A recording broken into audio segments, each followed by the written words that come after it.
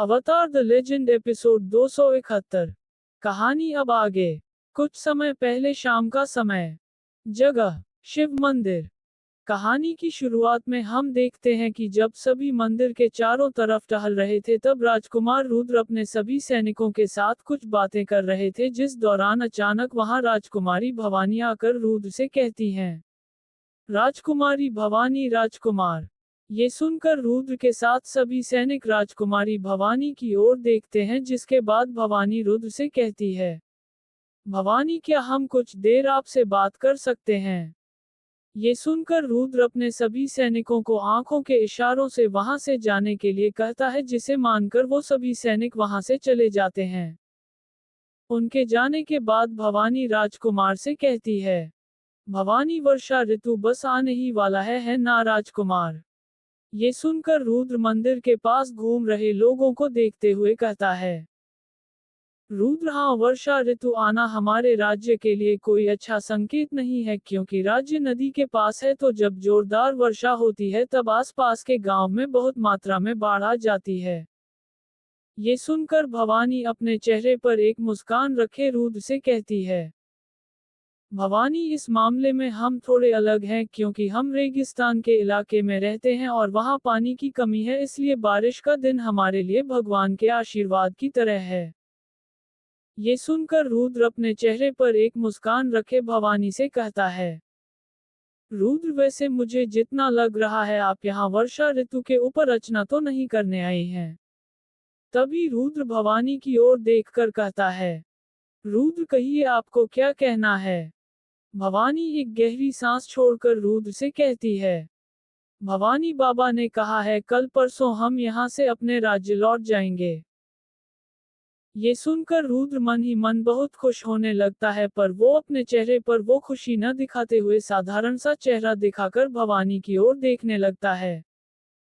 तभी भवानी कहती है, भवानी वैसे कहूँ तो यहाँ से जाने का मन नहीं कर रहा, पर क्या करें, झालावाड़ में उतनी शांति नहीं है जितना यहाँ है। नदी के किनारे गांव और गांव के पास ये सुंदर परिवेश वाला राज्य, सच में आप बहुत भाग्यशाली हैं राजकुमार। ये सुनकर रुद्र मुस्कुराते हुए भवानी के कहे बातों को समर्थन करते हैं। तभी भवानी कहती है, भवानी तो ठीक है, अगर इन दिनों में हमसे कोई गलती हुई हो या हमने आपके साथ कोई बुरा व्यवहार किया हो जिसके कारण आपको वह पसंद न आया हो, तो कृपया हमें क्षमा कर दीजिए। रुद्र मुस्कुराते हुए भवानी से कहता है, रुद्र क्षमा तभी दी जाती है जब सामने वाला कोई भूल करता है, हालांकि मेरे विचार से न तो आपने और न ही आपके परिवार के सदस्यों ने कोई गलती की है, इसलिए क्षमा करने की कोई बात ही नहीं है। रुद्र की ये बात सुनकर भवानी रुद्र की ओर देखकर कहता है, भवानी वैसे तो ये हमारे भाग्य में नहीं है, लेकिन वो लड़की बहुत भाग्यशाली होगी जिसे आप जैसा पति मिलेगा। सच में आप एक अच्छे पुरुष ही नहीं बल्कि एक अच्छे जीवन साथी भी हैं। ये सुनकर रुद्र मुस्कुराते हुए उन्हें कहता है, रुद्र धन्यवाद राजकुमारी। ये सुनकर राजकुमारी अपने मन की उदासी को दबाते हुए वहां से जाने लगती है। वहीं सभी सैनिक किसी बात पर हंस रहे थे और मजाक कर रहे थे। भीरू में अगर उनकी जगह होता तो पक्का चुल्लू भर पानी में डूब के मर जाता। ये सुनकर वहां खड़े सभी सैनिक हंसने लगते हैं। तभी रुद्र अपने हाथ पीछे करके वहां आता है और कहता है, रुद्र कौन मरने की बात कर रहा है, जरा हम भी तो सुने। ये सुनकर सभी सावधान होकर खड़े हो जाते हैं, जिसे देखकर रुद्र मुस्कुराते हुए सबसे कहता है, रुद्र क्या हुआ? हम क्या कोई प्रेत हैं जिसे देखकर तुम सब डर रहे हो? जरा खुल के हमारे साथ मिलो। ये सुनकर सभी राहत की सांस लेते हैं। तभी भीरू रुद्र से कहता है, भीरू राजकुमार, हम सब आज घटी एक घटना के बारे में बात कर रहे थे जिसमें रानी जी ने उस पागल राजकुमार रंजीत के गाल पर एक जोरदार तमाचा जड़ दिया था। ये सुनकर रुद्र हैरान भरी नजरों से उसकी ओर देखते हुए पूछता है, रुद्र क्या? ये कब हुआ? तभी भीरू अपने चेहरे पर एक मुस्कान रखे रुद्र से कहता है, भीरू, शायद आपको पता नहीं है राजकुमार, वो हुआ ये कि वो जो रंजीत है ना, वो रानी जी का हाथ पकड़ रहा था, इसीलिए रानी जी ने उसके गाल में एक जोरदार चाटा जड़ दिया। ये सुनकर अचानक सी रुद्र थोड़ा गुस्सा हो जाता है और उन्हें कहता है, रुद्र, क्या उस राजकुमार की ये हिम्मत कि वो रानी को छू रहा था और तुम उसे वैसे ही देख रहे थे, उसका हाथ क्यों उखड़ नहीं दिया तुम लोगों ने? ये सुनकर जो सैनिक कुछ देर पहले मुस्कुराते हुए दिख रहे थे, उनके चेहरे पर अब डर छा चुका था। तभी रुद्र उन सब से आगे कुछ कहता, तभी एक पुजारी आकर रुद्र का नाम लेकर कहता है, विश्व पुजारी राजकुमार रुद्र, आपको मुख्य पुजारी जी ने बुलाया है। ये सुनकर राजकुमार रुद्र गुस्से में उन सभी सैनिकों से कहते हैं, रुद्र, तुम सब मैं बाद में देख लूंगा, आखिर तुम सब मुझे बता तो सकते थे ना। ये कहकर वो मुख्य पुजारी जी के पास जाते हैं, जो कि महापूजा थाली को तैयार कर रहे थे। तभी रुद्र उनके पास आकर उन्हें कहता है, रुद्र पुजारी जी, आपने हमें बुलाया। चरण दास, मुख्य पुजारी राजकुमार, बात यह है कि रानी यहाँ नहीं है, और क्योंकि पूजा रानी के बिना नहीं हो सकती, तो क्या आप उन्हें यहाँ ला सकते हैं? ये सुनकर रुद्र हैरान भरी नजरों से पुजारी जी की ओर देखते हुए उन्हें पूछता है, रुद्र, रानी? कौन सी रानी? आप किस रानी के बारे में बोल रहे हैं पुजारी जी? ये सुनकर चरण दास थोड़ा नाराज होकर कहते हैं, चरण दास, कौन मतलब? हमारी अभी की रानी, आपके छोटे भाई की पत्नी रानी नंदिनी।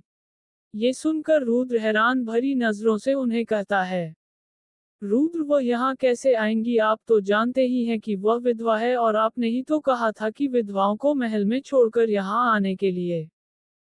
ये सुनकर चरण दास आश्चर्य होकर रुद्र से कहते हैं, चरण दास, क्या कह रहे हैं आप राजकुमार?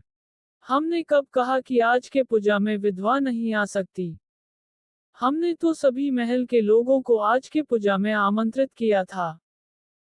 ये सुनकर रुद्र मन ही मन हैरान होकर कुछ सोचने लगता है, तभी वो पुजारी जी से कहता है, रुद्र पुजारी जी, क्या आप अभी उसे बुला सकते हैं जिसके द्वारा आपने हमें ये सूचना पहुंचाई थी?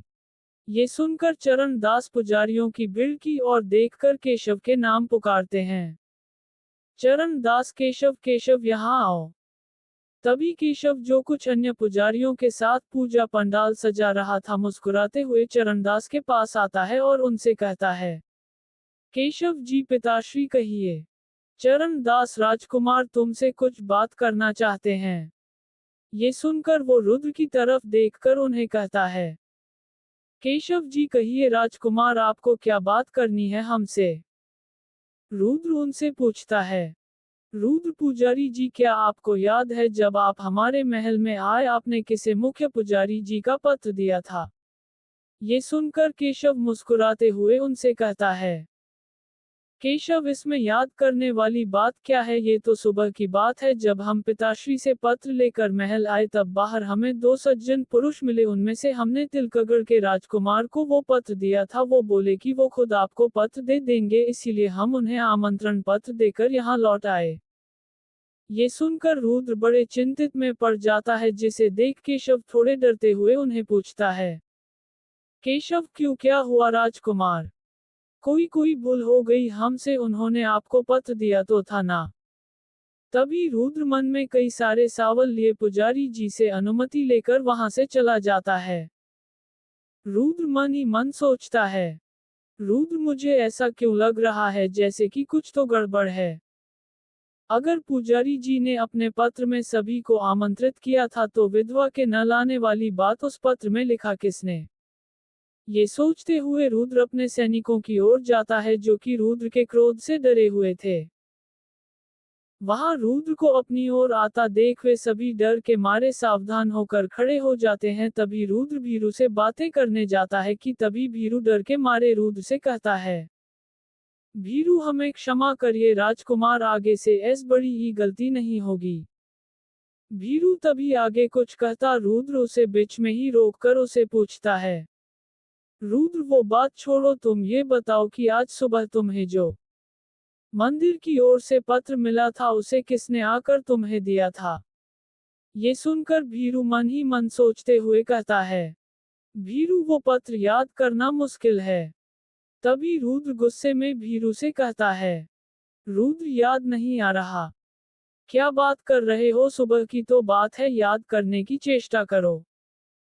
ये सुनकर भीरू डरते हुए याद करने लगता है कि तभी वो कहता है, भीरू हाँ हाँ याद आया, वो रंजीत के साथ एक कुत्ते की तरह घूमता है ना, क्या नाम है उसका, हाँ चंपल, उसने आकर मुझे वो पत्र दिया था। ये सुनकर रुद्र और भी चिंतित में पड़ जाता है, जिसे देखकर भीरू हैरान भरी नजरों से उसे पूछता है, भीरू क्यों, क्या हुआ राजकुमार। तभी रुद्र उन्हें कहता है, रूस कुछ नहीं। ये कहकर वो चिंतित भाव से भवानी की ओर जाता है, जो कि महल की छोटी बच्चियों के साथ खेल रही थी। तभी रुद्र भवानी का हाथ पकड़कर उसे अपने साथ ले जाता है, जिससे भवानी हैरान भरी नजरों से रुद्र से पूछती है, भवानी क्या हुआ। रुद्र अपने मन को शांत करते हुए भवानी से पूछता है, रुद्र तुम्हारा भाई रंजीत कहाँ है, वो यहाँ मिल नहीं रहा। ये सुन भवानी मुस्कुराती हुई रुद्र से कहती है, भवानी होंगे तो मिलेंगे ना, रंजीत भाई सा यहाँ आए ही नहीं है तो वो आपको मिलेंगे कैसे। रुद्र हैरान भरी नजरों से पूछता है, रुद्र मतलब। भवानी उनकी तबीयत खराब है, इसीलिए उन्होंने यहाँ आने से मना कर दिया था। ये सुनकर रुद्र और भी चिंता में पड़ जाता है, जिसे देखकर भवानी हैरान भरी नजरों से रुद्र से पूछती है, भवानी क्यों, क्या हुआ। रुद्र कहता है, रुद्र कुछ नहीं, आप जाए बच्चों के साथ खेलिए।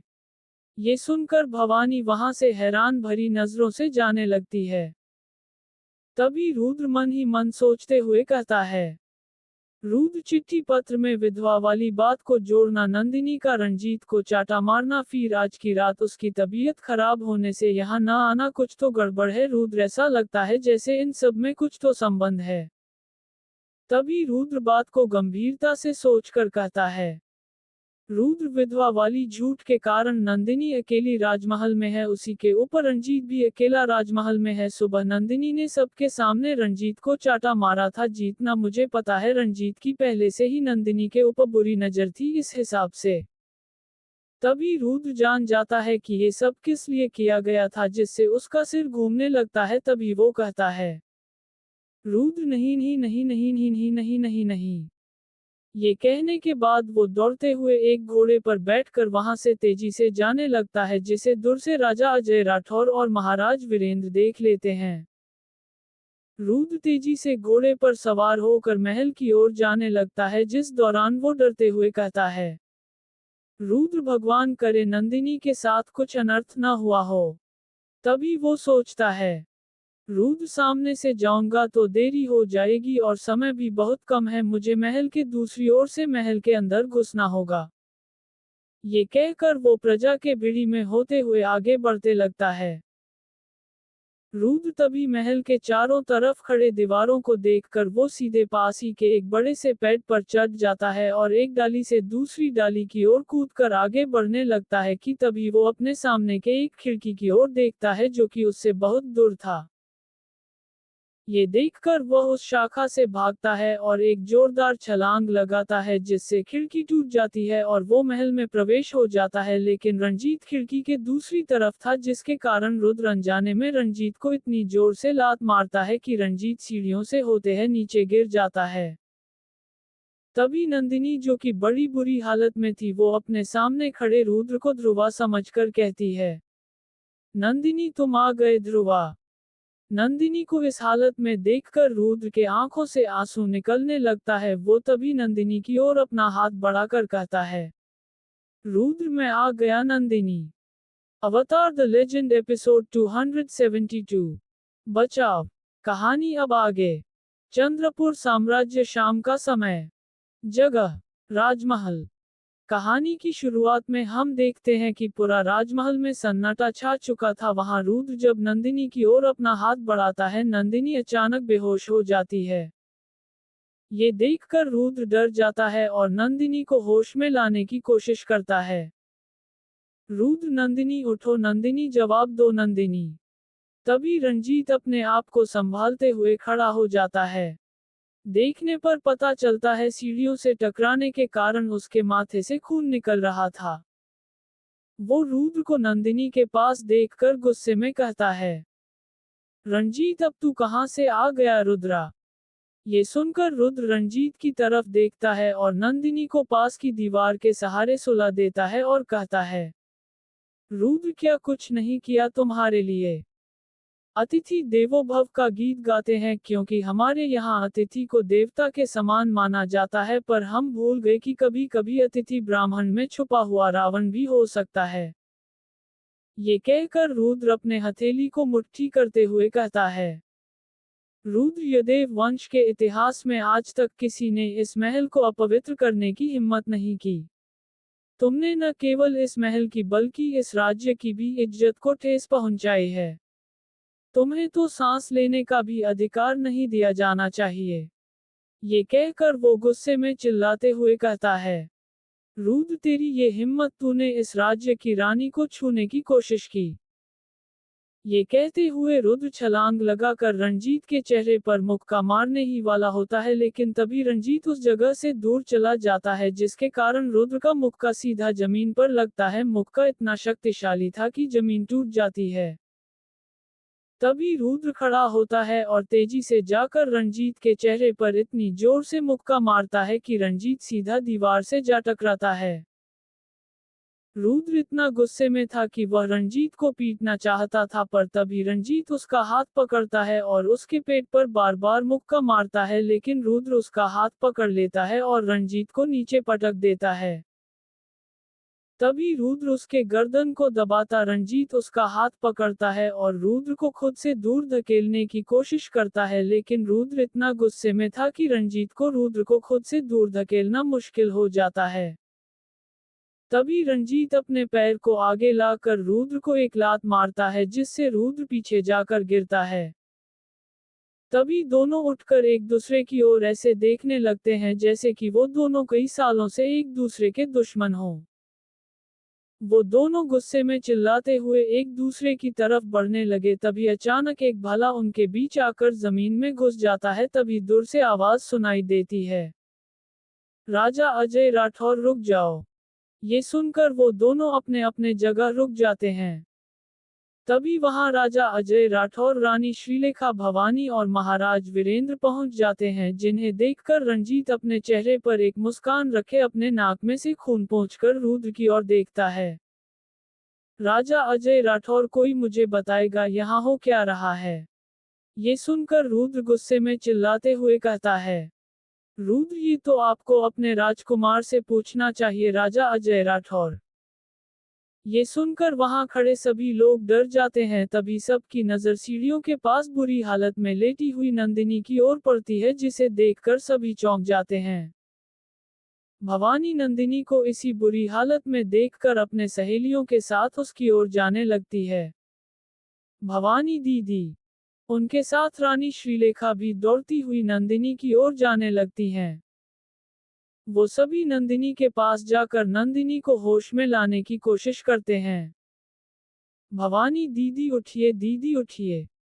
तभी नंदिनी धीरे से अपनी आंखें खोलती है और धीमी आवाज में भवानी से कहती है, नंदिनी भवानी। ये सुनकर भवानी के आंखों में से आंसू निकलने लगती है। तभी राजा अजय राठौर हैरान भरी नजरों से अपने आंखों में आंसू लिए रंजीत की ओर देखकर उसे पूछते हैं, राजा अजय राठौर, रंजीत, क्या ये तुमने किया है। ये सुनकर रंजीत कहता है, रंजीत मन्ने वो पसंद है, हमने प्यार से उसके साथ अपनी भावनाएं साझा की, लेकिन बदले में उसने हमारे मुंह पर थप्पड़ मारकर हमें अपमानित किया, इसलिए हमने उसे सबक सिखाने के लिए ये सब किया। ये सुनकर रुद्र गुस्से में कुछ कहता, तभी राजा अजय राठौर उसे कहते हैं, राजा अजय राठौर, ये कोई बात नहीं हुई रंजीत। तुमने इस राज्य की रानी की इज्जत लूटने की चेष्टा की है, ये बहुत बड़ा अपराध है। ये सुनकर भी रंजीत उनके बातों को अनसुना कर देता है और चेहरे पर मुस्कान लिए रुद्र की तरफ देखने लगता है। ये देख रुद्र गुस्से से पास की दीवार पर लगी तलवार की तरफ देखता है। तभी महाराज वीरेंद्र गुस्से में राजा अजय राठौर कहते हैं, महाराज वीरेंद्र, अगर छोटी सी बात होती तो ठीक था, लेकिन इस पागल राजकुमार ने हमारी इज्जत पर हमला किया है। आप उसे सजा देंगे या हम बताए राजा साहब?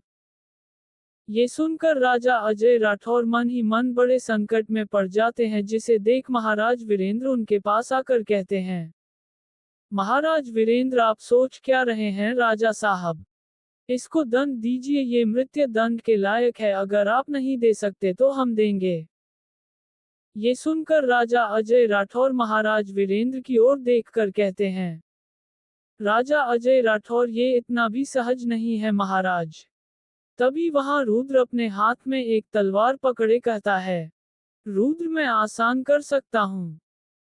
ये कहकर रुद्र अचानक बहुत तेजी से भागने लगा और रणजीत का गला काटने ही वाला था कि राजा अजय राठौर बीच में आकर उसकी तलवार के आगे अपनी तलवार लगाकर उसे रोक देते हैं। राजा अजय राठौर, रुद्र, बात को समझने की चेष्टा करो, तुम उसे नहीं मार सकते। ये सुन रुद्र गुस्से में राजा अजय राठौर से कहता है, रुद्र, पर क्यों?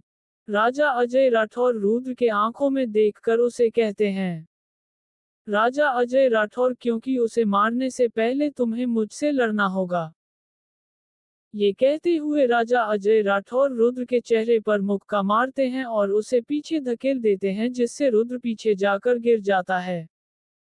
ये देखकर महाराज वीरेंद्र हैरान भरी नजरों राजा अजय राठौर से कहते हैं, महाराज वीरेंद्र, ये आप क्या कर रहे हैं? तभी महाराजा वीरेंद्र कुछ और कह पाते रुद्र उठता है और गुस्से में राजा अजय राठौर के ऊपर भीषण हमला करने के उनकी ओर तेजी से बढ़ने लगता है।